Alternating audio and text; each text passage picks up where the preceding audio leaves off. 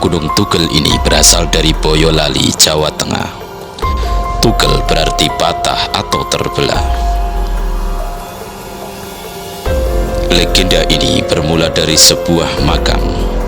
Makam itu adalah makam Ki Ageng Singoprono, seorang cucu dari Raden Djoko Dandun, putra Brawijaya V, Raja Majapahit terakhir. Singoprono adalah seorang kiai yang sakti dan baik hati. Ia selalu menolong orang tanpa memandang derajat, pangkat maupun golongan. Ia memiliki tanah kekuasaan di wilayah Boyolali, Jawa Tengah. Meskipun Singoprono baik hatinya, tetapi ada yang membencinya, yaitu Raga Ranting. Raga Ranting tinggal di Gunung Genteng, sedangkan Kiai Singoprono tinggal di puncak pegunungan sebelahnya. Raga Ranting memasang tali antara pegunungan Genteng dengan pegunungan yang ditinggali Singoprono. Seketika itu puncak gunung tersebut hancur dan sekarang disebut Gunung Tugel. Dan saat ini menjadi objek wisata religi yang dikelola oleh Bapak Joko Mulyono. Saya Joko Mulyono. Saya sebagai sini pengelola dari makam Ki Ageng Singoprono. Juga di samping itu juga sebagai Nun Sewu ya dikatakan sesepuh ya natanya ya di sini, tapi belum tua ya. Tapi juga saya sebagai penguasa gimana ya, termasuk pengelola tunggal itu untuk Gunung Tugel sini. Dan saya sebagai dari Dinas Pariwisata. Itu mumpung saya masih diberi sama dinas, saya masih disuruh pihak ketiga kan kepada saya di sini untuk mengelola di Gunung Tugel sampai sekarang ini. Mbah Singoprono itu beliaunya itu keturunan dari Brawijaya yang kelima. Itu tadi Brawijaya nurunkan sama Syekh Bilabelu, Syekh Bilabelu di Parangkusumo itu. Terus Syekh Bilabelu menurunkan Mbah Wirawangsa, Mbah Wirawangsa menurunkan Mbah Wongsoprono. Akhirnya Mbah Wongsoprono menurunkan Mbah Ki Ageng Singoprono yang dimakamkan di sini. Di samping itu juga dulu bilangnya itu untuk dulunya namanya itu juga sesepuhnya Keraton Solo. Juga di samping itu juga Demangnya Simowalen dulu. Demang itu kalau sekarang mungkin ya sak pantarannya camat apa gimana itu, Mbah Singoprononya itu. Berarti ada hubungan erat saudara dengan Syekh Bilabelu ya, itu ya di Parangtritis. Cucunya itu. Kemudian ini Pak, untuk peziarah mungkin dari makam Ki Ageng Singoprono ini, apakah ada kegiatan rutin yang mereka ini senantiasa hadir ziarah di sini, atau tiap hari ada, atau ada acara khusus yang kalau untuk ziarah itu tiap hari ya 1-2 ya juga ada. Dan samping itu juga saya adakan mujadan rutin. Itu malam Jumat Legi itu saya ambilnya malam, dan kalau Selasa Kliwon saya ambilkan siang. Kalau itu yang malam itu dari Pak Toha Karangmojo Klego.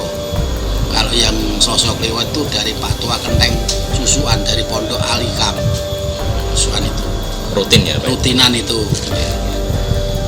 Untuk peziarah itu banyak Mas, dari luar Jawa juga ada, terutama dari Jakarta, Bandung, Surabaya, Lampung pun juga ada yang sampai sini. Kemarin itu Mas juga ada dari Jepang juga ada kemarin, tapi dulunya kita udah menetap di Jogja. Nah, terus untuk peziarah lainnya yang untuk daerah Simo, lingkup sini Semarang, Solo, Jogja itu hampir tiap hari Mas. Karena kalau sini itu sebetulnya kan udah masuk objek wisata religi Mas. Jadi setiap masuk pengunjung sini dikenakan retribusi Mas. Retribusi per orang itu 5.000 Mas. Dan untuk jatah sendiri ke dinas juga ada. Terus untuk kebersihan itu ya saya sendiri yang mengelola. Berarti itu tanggung jawab saya itu. Soalnya sini udah saya pihak ketiga pada saya. Nek Ki Ageng Singoprono itu termasuk nasional, Mas. Oh. Itu berbagai macam agama monggo. Oh. Yang penting kita keyakinan, Mas. Iya. Berbagai macam, ya Kristen, ya Katolik, ya Kejawen, monggo dipersilahkan. Tidak ada siriannya, tidak ada. Ya. Terus ada yang puasa di sini, juga ada yang mungkin ada yang ngebleng juga ada, Mas. Itu sedang Klumpit itu ada kaitannya sini, Mas. Soalnya saya pernah dulu itu orang berziarah di sini itu memang diharuskan mandi keramas di sana, Mas. Biar bersuci dulu. Baru sih. Baru ziarah tawasul tempat yang itu memang juga ada kaitannya. Jadi bukannya sekedar ini terpisah, enggak, memang itu ada kaitannya sejak dulu. Kalau orang berziarah diharuskan mandi keramas di sana dulu, baru sudah suci, baru ke makam. Dan itu sampai sekarang masih dipakai, maksudnya dioperasionalkan ya? Iya masih, wong itu ya, baru kemarin tuh saya tegel, saya keramik, saya cat itu, Mas, terus atapnya ini saya ganti itu.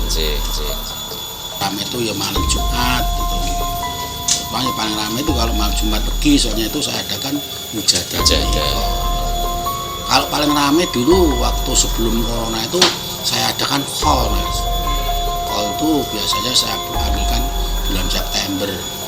Berhubung ini ya belum ada itu mengaitkan, soalnya itu harus dari pondok, dari kecamatan, dari kelurahan, dari dinas. Soalnya biayanya besar. Jadi tahun 77 dibangun ini dari Pak Aris Munandar Kumaran. Tapi yang mengelola dari Keraton Solo Kanjeng Loyonaryo. Jadi beliau yang ngurusi ini. Untuk keistimewaannya yang ini seperti kalau dikatakan seperti dokter itu, dokter ya coba Bapak itu anggone yang sini derajat pangkat kami bawah.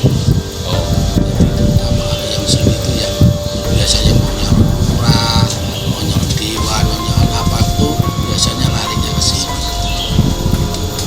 Dan otomatisnya memang derajat pangkat kami bawah. Hidup Ki Ageng Singoprono sangat sederhana dan berwibawa, serta murah senyum. Ki Ageng Singoprono menjadi teladan bagi warganya.